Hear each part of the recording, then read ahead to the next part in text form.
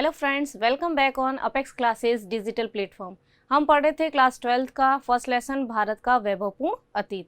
आज इसी लेसन में हम पढ़ेंगे, हमारा टॉपिक है आज का वैदिक कालीन सामाजिक व्यवस्था कि वैदिक काल का समाज कैसा था, कितने भागों में बटा हुआ था, उन सब के बारे में हम इसमें पढ़ेंगे। तो सबसे पहले हम देखते हैं वर्ण व्यवस्था। वैदिक कालीन सामाजिक व्यवस्था में सबसे पहली व्यवस्था हम देखते हैं वर्ण व्यवस्था के बारे में। अब वर्ण व्यवस्था का उल्लेख हमें किसके अंतर्गत मिलता है? तो वर्ण व्यवस्था का उल्लेख हमें मिलता है ऋग्वेद, जो हमारा सबसे प्राचीन वेद है, उस ऋग्वेद के पुरुष सूक्त के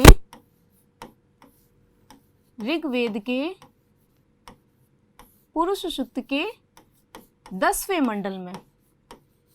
एक नंबर के क्वेश्चन में पूछा जा सकता है कि सर्वप्रथम वर्ण व्यवस्था का उल्लेख हमें किसके अंतर्गत देखने को मिलता है? आंसर क्या हो जाएगा कि वर्ण व्यवस्था का उल्लेख हमें ऋग्वेद के पुरुष सूक्त के 10वें मंडल में देखने को मिलता है। या डायरेक्ट ऐसे भी पूछा जा सकता है कि वर्ण व्यवस्था का उल्लेख किस वेद के अंतर्गत दिया गया है? तो वर्ण व्यवस्था का उल्लेख हमें मिलता है ऋग्वेद के अंतर्गत, जो कि हमारा सबसे प्राचीन वेद है। उसी में हमारा बताया गया है वर्ण का विभाजन कि हमारा जो समाज है, वैदिक कालीन जो हमारा समाज था, उसमें 4 वर्ण थे। कितने वर्ण थे? 4 वर्ण। सबसे पहला ब्राह्मण वर्ण, दूसरा क्षत्रिय वर्ण, तीसरा वैश्य वर्ण और चौथा शूद्र वर्ण। इन 4 वर्णों की उत्पत्ति के बारे में ऋग्वेद में ये बताया गया है कि परम पुरुष के द्वारा, यानी ब्रह्मा जी जिनको माना जाता है, परम पुरुष ब्रह्मा के द्वारा इन 4 वर्णों की उत्पत्ति हुई है। ऐसा माना जाता है कि ब्रह्मा के मुख से, उनके मुंह से किसकी उत्पत्ति हुई है? ब्राह्मणों की उत्पत्ति हुई है।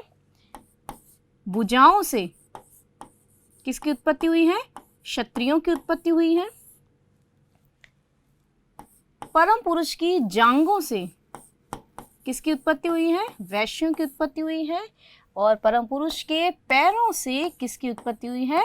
शूद्रों की उत्पत्ति हुई है। तो ऋग्वेद के पुरुष सूक्त के 10वें मंडल में हमें ये पता चलता है कि परम पुरुष के द्वारा इन 4 वर्णों की उत्पत्ति की गई है। ब्राह्मणों की उत्पत्ति मुख से, क्षत्रिय की उत्पत्ति भुजाओं से, वैश्य की उत्पत्ति जांघों से और शूद्र की उत्पत्ति पैरों से हुई है। अब हम नेक्स्ट देखते हैं कि वैदिक काल में वर्ण विभाजन का आधार क्या था, यानी किस आधार पर समाज जो था ये 4 वर्णों में बटा हुआ था। तो प्राचीन काल में, वैदिक काल में वर्ण के विभाजन का आधार क्या था? कर्म, कार्य, यानी व्यक्ति जिस कार्य को करता है वही उसका वर्ण कहलाएगा। जैसे सबसे पहला वर्ण हमने क्या देखा? ब्राह्मण वर्ण। तो ब्राह्मण वर्ण का प्रमुख कार्य क्या होता था? अध्ययन अध्यापन का कार्य करवाना। अध्यापन का कार्य करवाना किसका कार्य होता था? ब्राह्मणों का।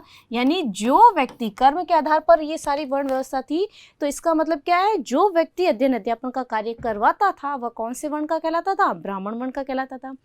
दूसरा हमने वर्ण कौन सा पढ़ा है? क्षत्रिय। क्षत्रिय वर्ण का प्रमुख कार्य क्या होता था? सेना में भर्ती होना, युद्ध लड़ना, समाज की रक्षा करना का कार्य किसका होता था? क्षत्रिय वर्ण का। तो सेना की भर्ती में शामिल होना या रक्षा करने का कार्य जो होता था वह कौन से वर्ण का होता था? क्षत्रिय वर्ण का होता था। यानी जो व्यक्ति युद्ध लड़ने के लिए जाता था या सैनिक कार्य के रूप में लगा हुआ था, वह व्यक्ति कौन से वर्ण का कहलाता था? क्षत्रिय वर्ण का कहलाता था। तीसरा वर्ण हमने क्या देखा? वैश्य वर्ण। वैश्य वर्ण का प्रमुख कार्य क्या होता था? जीविकोपार्जन के साधन कमाना।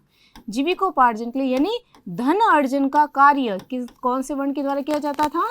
वैश्यों के द्वारा। जैसे कृषि कार्य है, पशुपालन है, व्यापार वाणिज्य है, ये सारी चीज़ें किसके वर्ण, कौन से वर्ण के द्वारा की जाती थी? वैश्य वर्ण के द्वारा। यानी समाज में जीविकोपार्जन का कार्य कौन से वर्ण के द्वारा किया जाता था? वैश्य वर्ण के द्वारा किया जाता था। चौथा वर्ण हमने कौन सा देखा? शूद्र वर्ण। शूद्र वर्ण का कार्य क्या होता था? ये सेवा प्रदाता वर्ण था।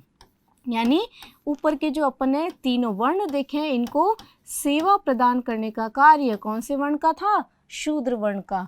और समाज में साफ सफाई का जो कार्य किया जाता था वह भी कौन से वर्ण के द्वारा किया जाता था?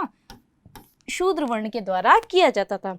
यानी इन चारों वर्णों के अलग अलग कार्य होते थे और इन्हीं कार्यों के आधार पर ये तय होता था कि व्यक्ति कौन से वर्ण से संबंधित है। अब जब हम देख रहे हैं कि प्रत्येक वर्ण जो व्यवस्था थी ये कर्म पर आधारित थी, इसलिए हमें ये देखने को मिलता है कि एक ही परिवार के सदस्य अलग अलग वर्णों से संबंध रखते थे। जैसे मान लो पिता जो है वह अध्यापन का कार्य कर रहा है, गुरुकुल में शिक्षा देने का कार्य कर रहा है, तो पिता का कौन सा वर्ण हो गया? ब्राह्मण वर्ण हो गया।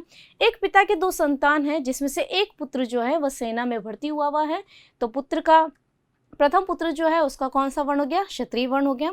दूसरा पुत्र जो है वह कृषि कार्य कर रहा है, उद्योग धंधे कर रहा है, व्यापार वाणिज्य में लगा हुआ है, कृषि कार्य को उत्पादन करता है, उनको बाहर बेचने का कार्य करता है, तो उसका वर्ण कौन सा हो गया? वैश्य वर्ण। यानी एक परिवार में पिता उसके दोनों पुत्रों के बीच में भी अलग अलग वर्ण थे। क्यों? क्योंकि उस समय की जो वर्ण व्यवस्था थी किस पर आधारित थी? कर्म पर आधारित थी, कार्य पर आधारित थी। व्यक्ति जैसा कार्य करता था वैसा ही वह उस वर्ण से संबंधित माना जाता था। नेक्स्ट हम देखते हैं उद्देश्य। 1 नंबर के क्वेश्चन में फिर इंपॉर्टेंट क्वेश्चन बनता है कि वैदिक कालीन वर्ण व्यवस्था का प्रमुख उद्देश्य क्या था? तो वैदिक कालीन प्रमुख वर्ण व्यवस्था प्रमुख उद्देश्य था कि व्यक्ति जो है वह कर्म से, धर्म से और अपने स्वभाव से इन तीनों ही कार्यों के द्वारा उसको समाज के लिए उपयोगी बनाना, स्वभाव से या स्वभाव के द्वारा समाज के लिए उपयोगी बनाना, ये इसका प्रमुख उद्देश्य था। इसलिए वर्णों का विभाजन किया गया था कि एक व्यक्ति जो है वह समाज के लिए कितना उपयोगी हो सकता है, इसके लिए कार्यों का विभाजन किया गया और प्रत्येक व्यक्ति को कार्य के आधार पर उसका वर्ण निर्धारित किया गया। तो वर्ण व्यवस्था प्रमुख उद्देश्य क्या था? कि व्यक्ति को उसके धर्म, उसके कर्म और उसके स्वभाव के द्वारा समाज के लिए उपयोगी बनाना वर्ण व्यवस्था का प्रमुख उद्देश्य था। वर्ण व्यवस्था में अगला अपन देखते हैं कि सूत्र काल और बौद्ध काल। हमने जो ये व्यवस्था देखी है तो वैदिक काल और उत्तर वैदिक काल तक आते आते ये व्यवस्था ऐसी ही थी जिसमें वर्ण व्यवस्था का प्रमुख आधार क्या था? जन्म था। लेकिन सूत्र काल जब देखते हैं हम, बौद्ध काल देखते हैं हम, बौद्ध काल देखते हैं जिस समय बौद्ध धर्म का प्रचार प्रसार हो रखा था, उस समय इस वर्ण व्यवस्था में जटिलताएं आने लगी। क्या आने लगी? जटिलताएं आने लगी। मतलब वर्ण व्यवस्था जो अभी तक कर्म पर थी उसका आधार क्या हो गया? जन्म उसका प्रमुख आधार हो गया। यानी व्यक्ति जिस वर्ण में जन्म लेगा वह उसी वर्ण का व्यक्ति कहलाएगा, उसका वर्ण वही रहेगा। जैसे अगर ब्राह्मण परिवार में उसका जन्म हुआ है तो उससे उत्पन्न होने वाली सभी संतान जो होगी वो ब्राह्मण वर्ण के अंतर्गत आएगी। क्षत्रिय परिवार में किसी बच्चे का जन्म हुआ है तो उसमें क्षत्रिय परिवार में जन्म लेने वाले सभी बच्चों का वर्ण, चाहे वह कार्य कुछ भी करे, लेकिन उनका वर्ण कौन सा कहलाएगा? जन्म के आधार पर, यानी जिस वर्ण के अंदर उनका जन्म हुआ है। तो जब व्यवस्था धीरे धीरे कठोरता, जटिलता लाने लगी तो जन्म पर आधारित होने के कारण क्या हुआ? धीरे धीरे जातियों का उत्पन्न होने लगा। ये वर्ण व्यवस्था अलग अलग जातियों में विभाजित हो गई, जातियों का निर्माण होने लगा, जातियों के आधार पर समाज का वर्गीकरण होने लगा, जातियों का वर्गीकरण होने लगा। अभी तक तो पहले क्या था? सिर्फ कर्म के आधार पर विभाजन था, लेकिन इसमें जटिलता आने लगी, समाज और ज़्यादा जटिल होने लगा और ये जो हमारे 4 वर्ण हैं ये अलग अलग और उपजातियों में विभाजित होने लग गए। और अब व्यक्ति जो है वह कर्म के आधार पर नहीं जाना जाने लगा, अब व्यक्ति अपने जन्म के आधार पर पहचाना जाने लगा कि किस वर्ण में उसका जन्म हुआ है। नेक्स्ट हम पढ़ते हैं वैदिक कालीन आश्रम व्यवस्था। वैदिक कालीन आश्रम व्यवस्था सबसे पहले हम देखते हैं इसका उल्लेख हमें कहाँ मिलता है। तो वैदिक कालीन आश्रम व्यवस्था का वैसे सामान्यतः अगर देखा जाए तो इसका उल्लेख हमें सूत्र साहित्य और स्मृति ग्रंथों में मिलता है। किसमें मिलता है? सूत्र साहित्य और स्मृति ग्रंथों के अंतर्गत इसका उल्लेख हमें देखने को मिलता है। लेकिन अगर हम विस्तार से प्रत्येक आश्रम के बारे में पढ़ते हैं तो प्रारंभ के जो 1 से 3 आश्रम है, ब्रह्मचर्य, गृहस्थ और वानप्रस्थ, इन आश्रमों का उल्लेख हमें मिलता है छांदोग्य उपनिषद में। किसे मिलता है? छांदोग्य उपनिषद में इसका उल्लेख मिलता है। प्रथम 3 आश्रम जो है उनका, और चारों आश्रमों का 1 से 4, इन चारों आश्रमों का उल्लेख हमें कहाँ मिलता है? जवालोपनिषद में। कहाँ मिलता है? जवालोपनिषद में। प्रारंभ में केवल 3 आश्रमों का ही उल्लेख किया गया था, जिसका उल्लेख हमें मिलता है छांदोग्य उपनिषद से। उसके बाद में एक संन्यास आश्रम उसमें और ऐड किया गया, और इन 4 आश्रमों का उल्लेख हमें कहाँ मिलता है? जबालोपनिषद में मिलता है। क्या था प्राचीन काल में? इसका उद्देश्य हम ये देखते हैं कि प्रारंभिक समय में, वैदिक काल में, मनुष्य की जो औसत आयु या आदर्श आयु मानी जाती थी, वह कितनी मानी जाती थी? 100 वर्ष मानी जाती थी। तो इन 100 वर्षों को अलग अलग आयु में, अलग अलग काल में विभाजित किया गया। कितने कालों में? 4 में, यानी 0 से 25, 26 से 50, 51 से 75 और 76 से 100। यानी जन्म से लेकर 100 वर्ष तक की जो आदर्श आयु जो थी, उसको 4 भागों में बांटा गया था। इसका प्रमुख उद्देश्य क्या था? कि व्यक्ति का ये जो विभाजन किया गया है, तो व्यक्ति इन 4 कालों में अपना सामाजिक, धार्मिक, आर्थिक और आध्यात्मिक इन सब का समन्वय कैसे करे, उनके लिए इस आश्रम व्यवस्था की स्थापना की गई, आश्रम का विभाजन किया गया। अब यहाँ पर क्या है, ये जो 4 आश्रम का विभाजन किया गया है, इन सब का अलग अलग कार्य निर्धारित था। जैसे हम देखते हैं ब्रह्मचर्य, इसमें 25 वर्ष तक की आयु को किया गया, शामिल किया गया था कि 25 वर्ष तक की आयु में व्यक्ति जो है वो कौन से आश्रम में निवास करता है? ब्रह्मचर्य आश्रम में। इस आश्रम में व्यक्ति का प्रमुख उद्देश्य क्या होता है? शिक्षा अर्जित करना। प्रमुख उद्देश्य क्या होता है? शिक्षा अर्जित करना। शिक्षा अर्जित करना, और कैसे शिक्षा?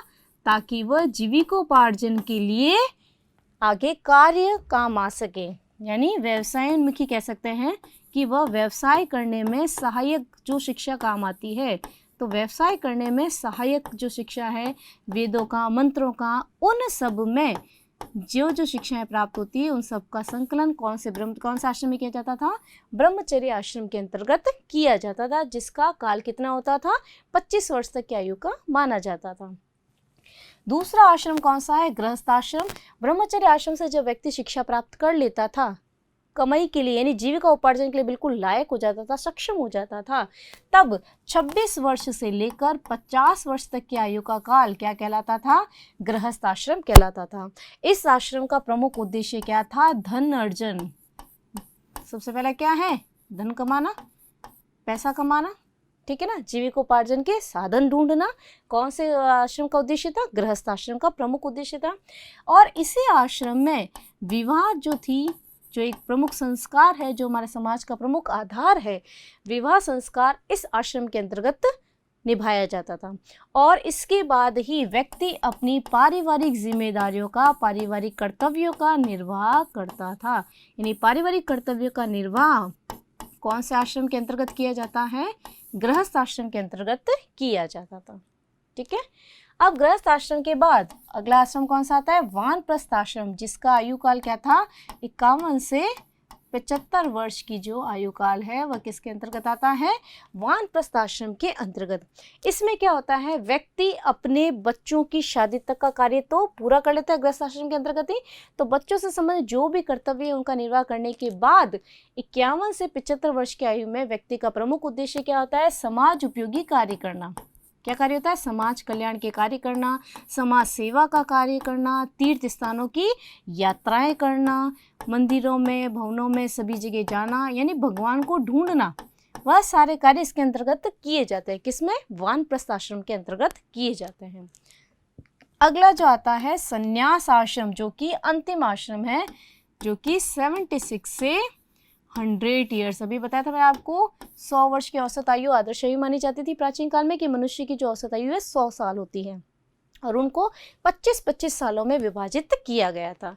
संन्यास आश्रम में क्या होता था? व्यक्ति की स्थिति ऐसी नहीं होती कि वह कहीं चल फिर सके, इसलिए वह वन में या जंगल में एक स्थान पर रहता था, वन में रहता था। यानी सांसारिक मोह माया बिल्कुल छोड़ दी जाती थी, वन में रहना वो प्रारंभ करता था, और भगवान का पूजन पाठ करना, आराधना करना, वो सारा कार्य किसमें होता था? संन्यास आश्रम में। इस आश्रम का प्रमुख उद्देश्य क्या होता था? मोक्ष प्राप्त करना। मोक्ष मतलब जन्म मरण के चक्र से मुक्ति। यानी भगवान का पूजा पाठ करके, अर्चना करके ऐसा कार्य किया जाए कि ये जो जन्म मरण का चक्र है कि भाई एक जन्म हुआ, कंप्लीट हुआ, फिर वापस पुनर्जन्म होता है, अगला जन्म आता है, तो मनुष्य इस जन्म और मरण के चक्र से मुक्ति से, बंधन से मुक्त होने के लिए भगवान का पूजा पाठ करता था। एक स्थान पर वन में कुटिया आश्रम वगैरह बनाकर रहता था और उसका प्रमुख उद्देश्य क्या होता था? मोक्ष प्राप्त करना, यानी जन्म और मरण का जो चक्र है इस बंधन से उसको मुक्ति मिल जाए।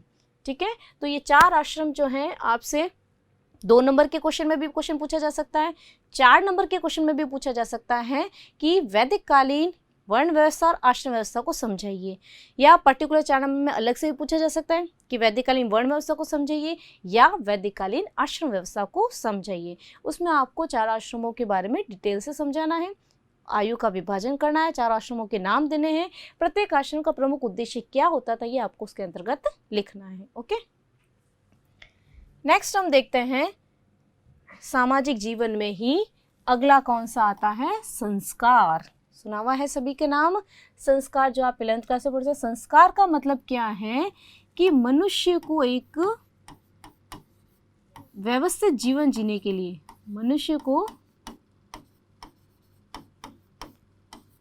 व्यवस्थित जीवन में ढालने के लिए, ठीक है ना, उसको व्यवस्थित जीवन में ढालने के लिए जिन सामाजिक और धार्मिक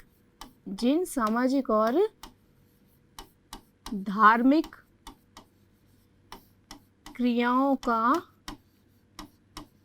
निर्वहन किया जाता है या क्रियाओं को किया जाता है, क्रियाओं को करना क्या कहलाता है? संस्कार। यानी मनुष्य का जीवन व्यवस्थित तरीके से चल सके उसके लिए मनुष्य के द्वारा जिन सामाजिक और धार्मिक कृत्यों को किया जाता है, कार्यों को किया जाता है, वह व्यक्ति के क्या कहलाते हैं? संस्कार कहलाते हैं।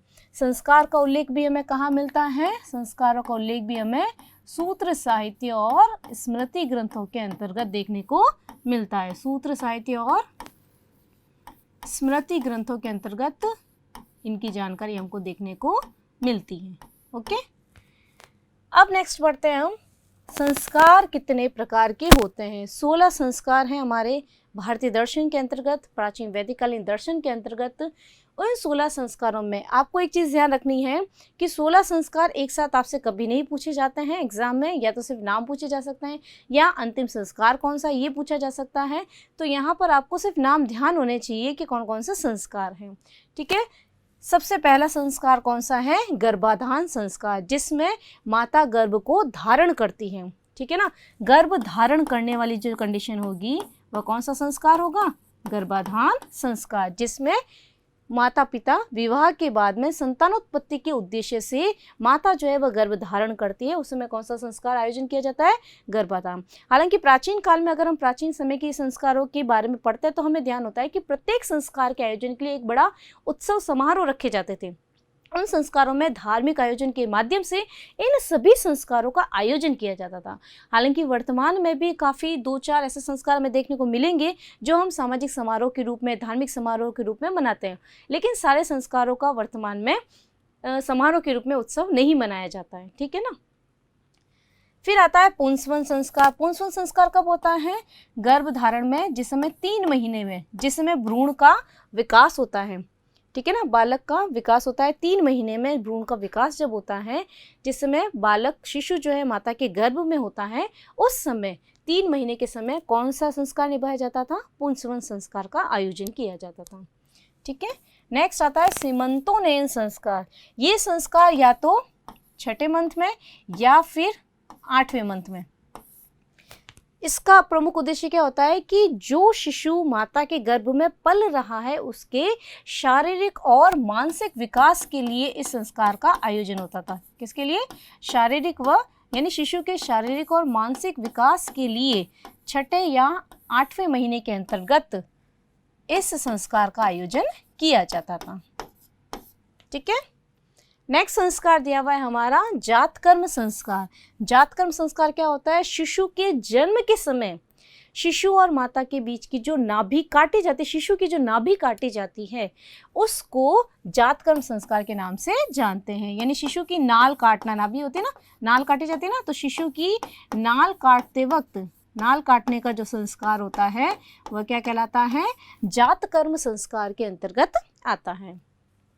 नेक्स्ट है नामकरण संस्कार। तो शिशु के जन्म के बाद में या तो 8 से 10 दिनों के मध्य जो संस्कार रखा जाता है, जिसमें शिशु का नामकरण रखा जाता है कि किस अक्षर पर बालक का नाम रखा जाएगा। अक्षर निकलवाने के बाद उस अक्षर पर, उस शब्द पर, अक्षर के आधार पर शिशु का नाम रखा जाता है। वह संस्कार कौन सा कहलाता है? नामकरण संस्कार। नेक्स्ट है निष्क्रमण। निष्क्रमण का मतलब क्या होता है? घर से निकलना। यानी शिशु के जन्म के बाद में चौथे महीने में या कई बार कहीं पर 40 दिन के बाद में होता है या कहीं पर 4 महीने के बाद में शिशु को और माता क्या होता है? घर से बाहर निकाला जाता है, सूर्य देवता के दर्शन करवाए जाते हैं। ठीक है ना। तो उस समय जो संस्कार किया जाता है वह कौन सा है? निष्क्रमण संस्कार, यानी घर से बाहर निकालने का। ठीक है ना। इससे पहले तो क्या होता है? शिशु के जन्म से लगभग 3 से 4 माह तक माता और शिशु को बाहर नहीं निकाला जाता है घर से। तो जिस समय पहली बार शिशु के जन्म के बाद से, मतलब जन्म के बाद से जब घर शिशु का और माता का घर से बाहर निकलकर यानी सूर्य के समक्ष जब वो आते हैं, सूर्य देवता के जब पूजा अर्चना वगैरह की जाती है, उस समय कौन सा संस्कार निभाया जाता है? निष्क्रमण संस्कार अपनाया जाता है। फिर है अन्नप्राशन संस्कार। यानी शिशु को पहली बार जब अन्न, उससे पहले तो सिर्फ माता का दूध पीता है, तो जब बालक 6 महीने का हो जाता है उस समय पहली बार बालक को खीर जो खिलाई जाती है। ठीक है ना। प्राचीन समय में क्या होता था? बालक को सबसे पहले अन्न के रूप में खीर खिलाई जाती थी। तो वो खीर खिलाने का भी पहली बार बालक जो है, शिशु जो है, वह अन्न ग्रहण कर रहा है। ठीक है ना। तो उस समय जो संस्कार आयोजित होती थी वह कौन सा संस्कार आयोजित होता था? अन्नप्राशन संस्कार होता था। नेक्स्ट है चूड़ाकर्म संस्कार, जिसको हम वर्तमान में क्या कहते हैं? मुंडन संस्कार भी कहते हैं। ठीक है ना। क्या कहते हैं? मुंडन संस्कार होता है। ठीक है ना। तो बालक के, शिशु के जो बाल होते हैं उनको चढ़ाया जाता है। उनके जो भी कुल देवी देवताएं वगैरह होते हैं, तो शिशु के परिवार के कुल देवी देवताओं के समक्ष शिशु के जो बचपन के जो बाल होते हैं उनको चढ़ाने के लिए जो संस्कार अपनाया जाता है वह कौन सा संस्कार होता है? चूड़ाकर्म संस्कार। फिर है कर्णभेद संस्कार। ये होता है शिशु के साल भर बाद में या कोई 3 साल में भी क्या करता है? कानों को छिदवाना। शिशु के कानों को छिदवाया जाता है, वह क्या कहलाता है? कर्णभेद संस्कार कहलाता है। नेक्स्ट है उपनयन संस्कार। ये संस्कार भी वर्तमान में काफ़ी सामाजिक समारोह के रूप में मनाया जाता है। उपनयन संस्कार में, जिसको हम कहते हैं, मोस्टली ब्राह्मण लोग जो होते हैं इस संस्कार को अपनाया। जनेऊ संस्कार जिसको हम कहते हैं। ठीक है ना। जनेऊ संस्कार जो है वो उपनयन संस्कार होता है, जिसमें 6 धागों की एक जनेऊ होती है, वाइट धागे होते हैं, 6 धागों की जनेऊ को शिशु को धारण करवाया जाता है। ठीक है ना। वो कौन सा संस्कार होगा? जनेऊ संस्कार होता है। फिर है विद्यारंभ संस्कार, जब बालक को विद्या देनी शुरू की जाती है, प्रारंभ करवाई जाती है। ठीक है। समावर्तन संस्कार।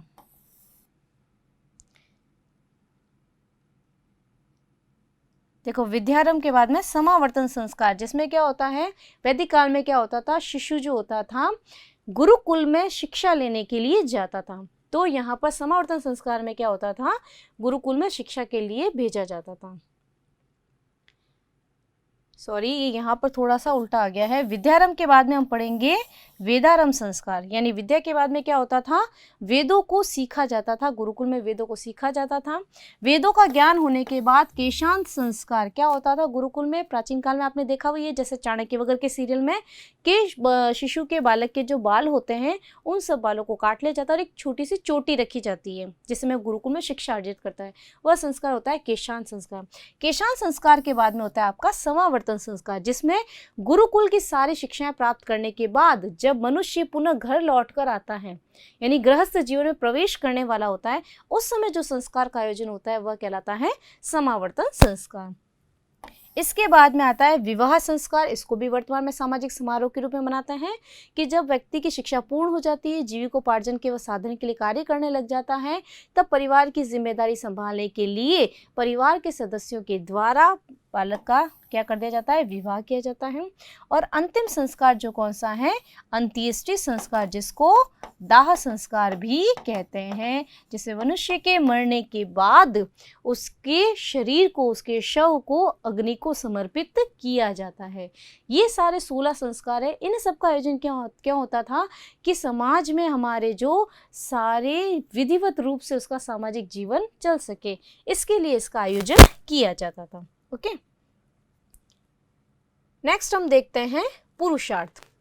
पुरुषार्थ का मतलब क्या होता है, इसका अर्थ क्या है पुरुषार्थ का? पुरुषार्थ का अर्थ है पुरुष के योग्य अर्थ। इसका संधि विच्छेद करेंगे तो क्या होगा, पुरुष के योग्य अर्थ, पुरुष के योग्य अर्थ, या उसको पुरुष के योग्य मूल्य या पुरुष के योग्य आदर्श, यानी ऐसे आदर्श, ऐसे मूल्य जो पुरुष के योग्य होते हैं, पुरुष को योग्य बनाते हैं, वह क्या कहलाते हैं, पुरुषार्थ कहलाते हैं। हमारे भारतीय इतिहास में, वैदिक कालीन इतिहास में पुरुषार्थ कितने प्रकार के होते हैं, 4 प्रकार के। ये 1 नंबर के क्वेश्चन में पर्टिकुलर नाम पूछा जा सकता है, 2 नंबर के क्वेश्चन में पुरुषार्थ की डेफिनेशन पूछी जा सकती है, या पुरुषार्थ को समझाइए 4 नंबर के क्वेश्चन में भी पूछा जा सकता है। ठीक है ना, लॉन्ग क्वेश्चन फर्स्ट लेसन में से नहीं आएगा, मैं पहले भी कह चुकी हूँ आपसे। तो पुरुषार्थ की संख्या कितनी है, 4। सबसे पहला धर्म, अर्थ, काम और मोक्ष। 4 अर्थ पुरुषार्थ है। सबसे पहला है धर्म। धर्म का संबंध किससे होता है, सदाचार, शुद्ध आचरण से। सदाचार, शुद्ध आचरण से, अच्छे व्यक्तित्व से किसका संबंध होता है, धर्म से संबंध होता है। यानी व्यक्ति अपने अच्छे आचरण के द्वारा जो कार्य करता है वह किसके अंतर्गत आता है, धर्म के अंतर्गत आता है। दूसरा है अर्थ। अर्थ का मतलब क्या है यहाँ पर, धन, यानी धन कमाने के लिए, यानी शुद्ध जीविका कमाना, मतलब ईमानदारी के साथ में जीविकोपार्जन करना। ईमानदारी के साथ जीविकोपार्जन की क्रिया जो की जाती है, जीविका चलाने के लिए जो धन का अर्जन किया जाता है वह किसके अंतर्गत आता है, अर्थ के अंतर्गत आता है। यानी धन कमाना, भौतिक सुख सुविधाओं को प्राप्त करना, खरीदना भौतिक सुख सुविधाओं को, वो किसके अंतर्गत आएगा, अर्थ के अंतर्गत। तीसरा पुरुषार्थ है हमारा काम, कि अर्थ के द्वारा जो भौतिक सुख सुविधाएं उनका उपभोग करना। अर्थ में तो क्या, सिर्फ आपने पैसा कमाया, भौतिक सुख सुविधाओं को खरीदा है।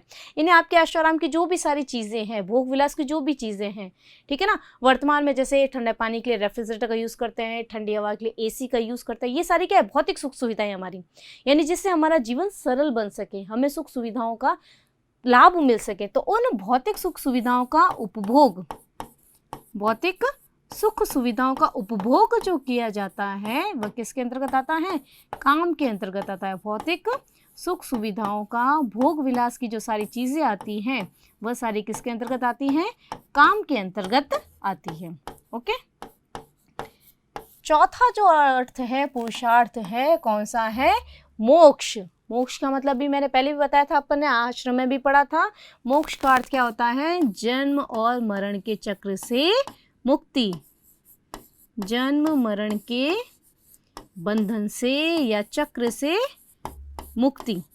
यानी व्यक्ति जो है उसका अंतिम उद्देश्य क्या होता है, मृत्यु से पहले क्या उद्देश्य होता है कि जन्म मरण का जो चक्र है, जो बंधन है, उससे उसको मुक्ति प्राप्त हो जाए। ओके, तो यहाँ पर हम देख रहे हैं कि जो 3 पुरुषार्थ हैं, धर्म, अर्थ और काम, ये तीनों पुरुषार्थ जो है वो मनुष्य के भौतिक सुविधाओं या सांसारिक कार्यों से संबंधित है, भौतिक या सांसारिक जीवन से संबंधित है। ठीक है ना, प्रारंभिक जो 3 पुरुषार्थ है वो किससे संबंधित है, भौतिक और सांसारिक जीवन से संबंधित है। जबकि अंतिम जो 4th नंबर का पुरुषार्थ है, यह मनुष्य के आध्यात्मिक जीवन से संबंधित है। कौन से जीवन से संबंधित है, आध्यात्मिक जीवन से। प्रारंभ वाले तो कौन से हो गए, तीनों सांसारिक जीवन से संबंधित हो गए, और मोक्ष जो हो गया वह कौन से जीवन से संबंधित हो गया, आध्यात्मिक जीवन से।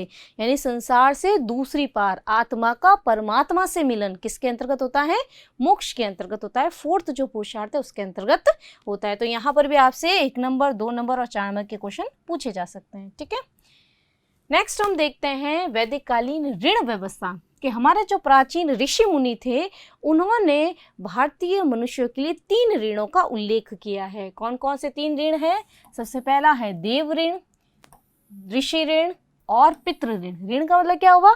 उधारी, कि आपके ऊपर कोई ना कोई कर्ज है, उसका निर्वाह, उससे आप मुक्त कैसे हो, उसके लिए 3 प्रकार के ऋणों का उल्लेख किया है। सबसे पहला कौन सा दिया? देव ऋण। देव ऋण का मतलब क्या है?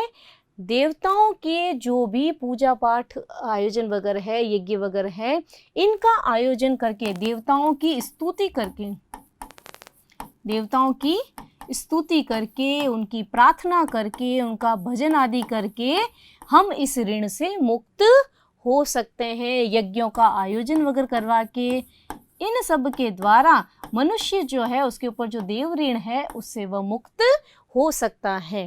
ठीक है। दूसरा है ऋषि ऋण। ऋषि ऋण में क्या है कि ऋषि मुनियों के द्वारा जो उपदेश हमको दिए गए हैं, उन उपदेशों को बढ़ाना, यानी आगे से आगे फैलाना, पीढ़ी दर पीढ़ी बढ़ाना।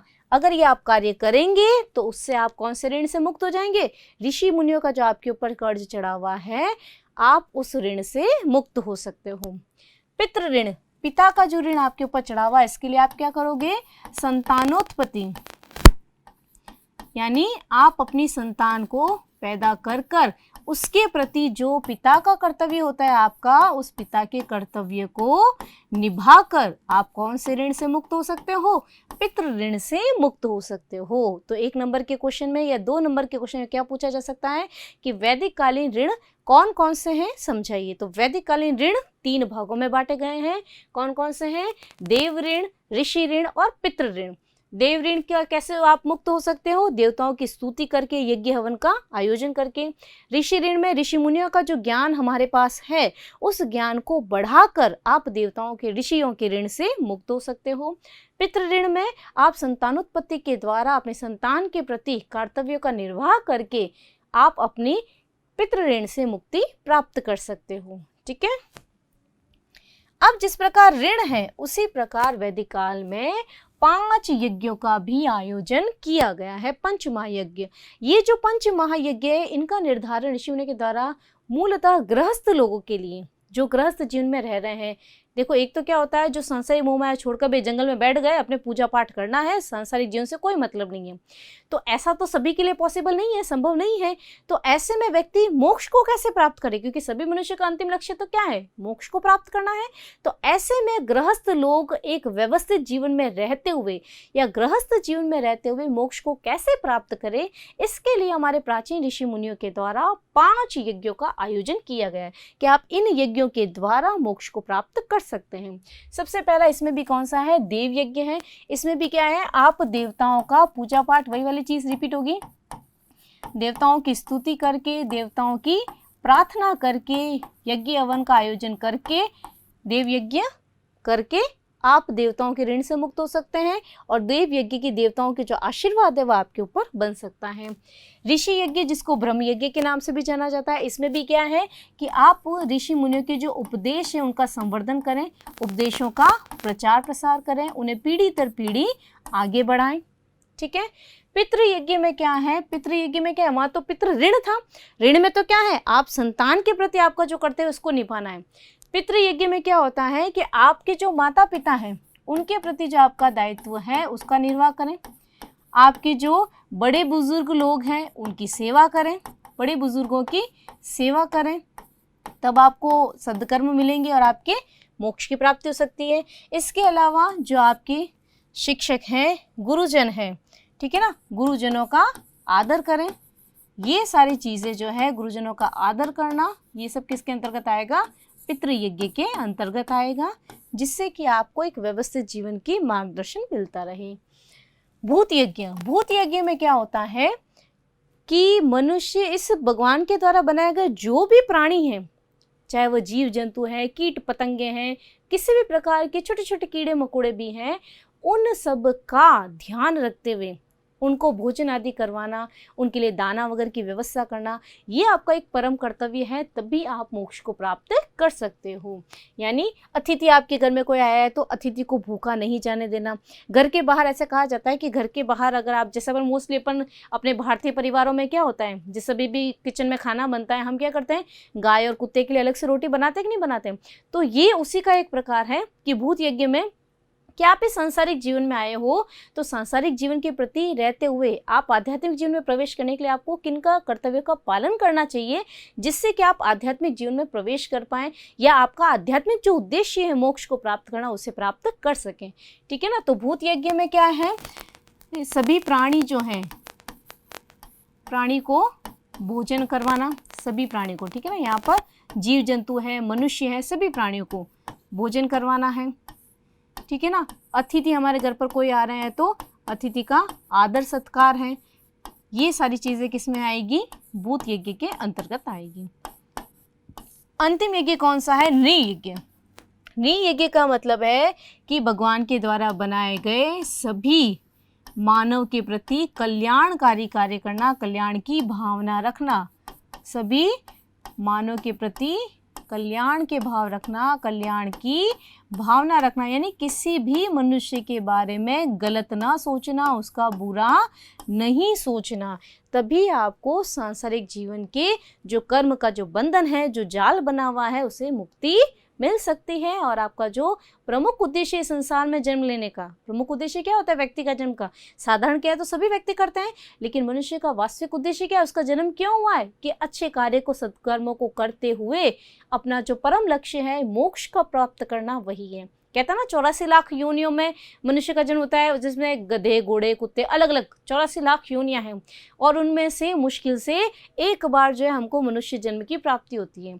तो मनुष्य जन्म ही एक ऐसा हम कह सकते हैं योनि है, मनुष्य जन्म की योनि ऐसी है जिसमें आप सद्कर्मों के द्वारा, अच्छे विचारों के द्वारा मोक्ष को प्राप्त कर सकते हैं, और अन्य किसी भी योनि में ये कार्य संभव नहीं है।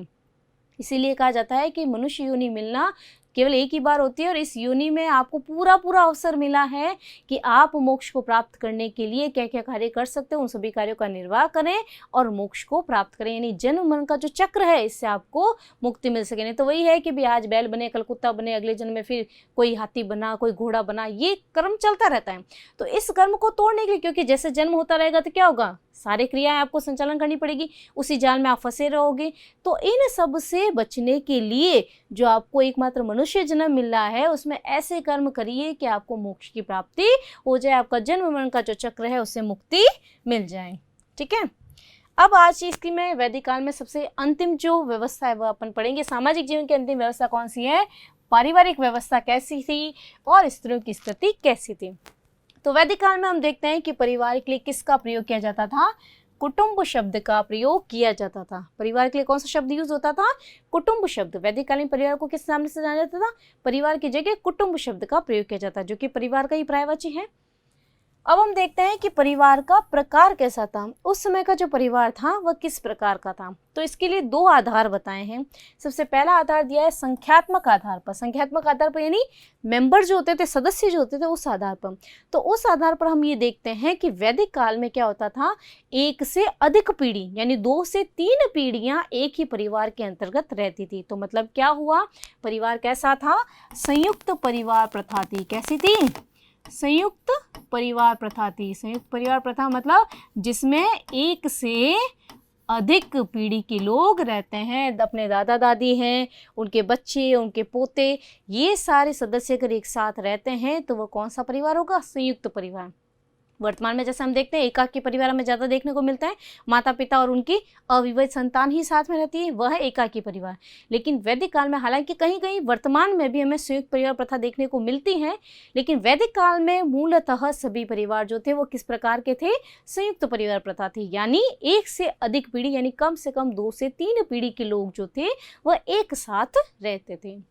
दूसरा आधार देखते हैं हम सत्ता का आधार। सत्ता का आधार मतलब 2 प्रकार के परिवार होते हैं, या तो होता है पितृसत्तात्मक परिवार या होता है मातृसत्तात्मक परिवार।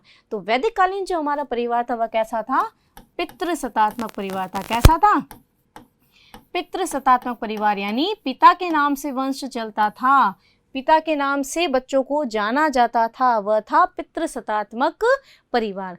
हालांकि ऐसा नहीं है कि पितृसत्तात्मक परिवार होने के कारण पुरुषों को अधिक मान्यता प्राप्त थी, ऐसा नहीं है।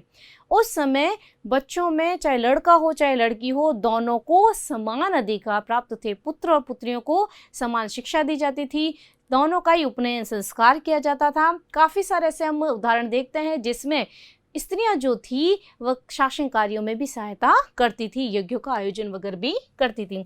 तो उस समय की जो नारियों की स्थिति थी वह कैसी थी? सम्मानजनक थी। उनको पुरुषों के बराबर अधिकार दिया जाता था, पुरुषों के समान अधिकार दिया जाता था, पुरुषों के समान अधिकार प्राप्त थे।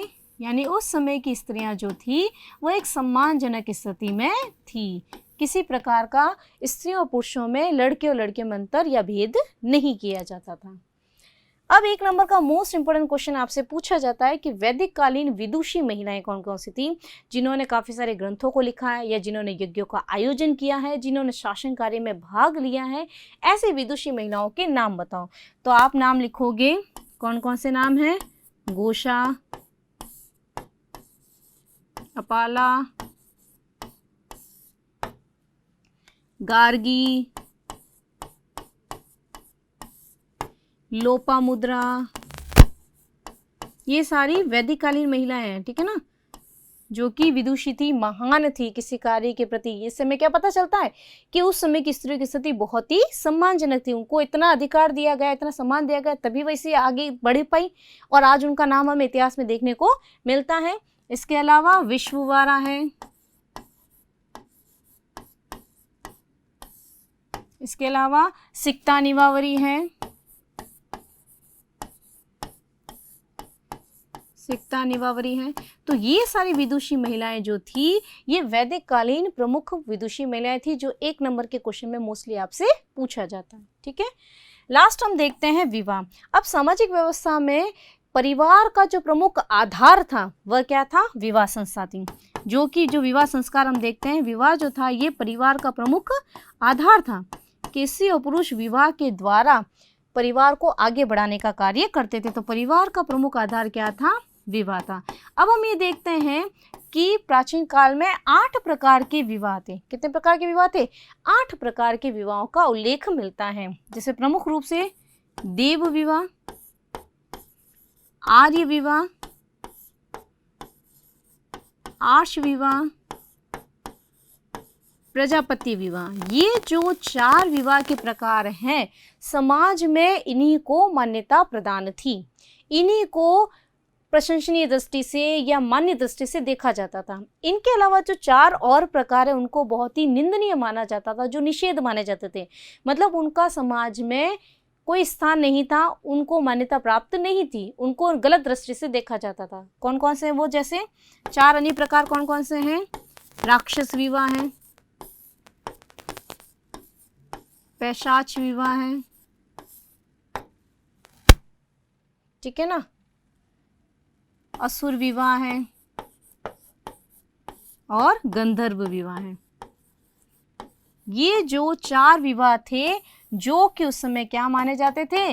निंदनीय माने जाते थे। समाज में इनको मान्यता प्राप्त नहीं थी। समाज में केवल 4 विवाह को ही मान्यता प्राप्त थी, देव विवाह, आर्य विवाह, आर्ष विवाह और प्रजापति विवाह, जिसमें समाज के माता पिता, लड़के और लड़की दोनों के माता पिता की इच्छा के बाद ही ये सारे विवाह का आयोजन किया जाता था। तो इनको समाज में मान्यता प्राप्त थी। इनमें माता पिता की इच्छा नहीं होती थी, गलत तरीके से लड़कियों को, इसमें जैसे राक्षस पैशासुर में क्या होता था, बहका के लड़के को बहका कर जबरदस्ती उठा कर ले जाकर उसे विवाह वगैरह कर लिया जाता था, जिसको समाज में मान्यता प्रदान नहीं थी। केवल 4 ये विवाह थे, देव, आर्य, आर्ष, प्रजापति, जिसको समाज में मान्यता प्राप्त थी। तो आज का हमारा वैदिक कालीन सामाजिक जीवन का टॉपिक कंप्लीट होता है। आगे के बारे में हम नेक्स्ट क्लास में पढ़ेंगे। तब तक के लिए थैंक यू। सब्सक्राइब करें हमारा apex classes edutech YouTube channel. साथ ही बेल आइकन को क्लिक करना बिल्कुल ना भूलें, ताकि आगे आने वाले सभी यूट्यूब वीडियोस की अपडेटेड नोटिफिकेशंस सबसे पहले आपको मिले। Apex classes edutech, subscribe now.